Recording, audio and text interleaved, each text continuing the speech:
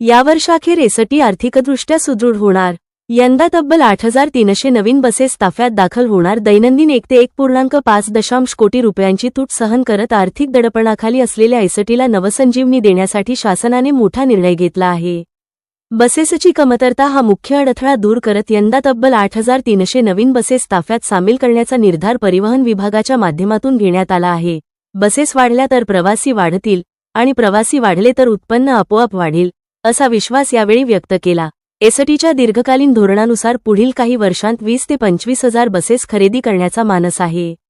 त्यास राज्य शासनाची तत्वतः मान्यता मिळाली असून यंदा पहिल्या टप्प्यात 8,300 बसेस सामील होतील। प्रक्रिया अंतिम टप्प्यात। एसटी हा नफा कमावणारा उद्योग नाही, ती राज्यातील सर्वसामान्यांसाठी जीवनवाहिनी आहे।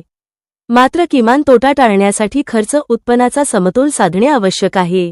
नवीन बसेस आल्यावर उत्पन्न निश्चित वाढेल आणि एसटी आर्थिकदृष्ट्या सुदृढ होईल। राज्याच्या कानाकोपऱ्यात धावणारी लालपरी नव्या जोमाने, नव्या ताफ्यासह आणि नव्या आर्थिक बळावर पुन्हा भरारी घेण्याच्या तयारीत आहे।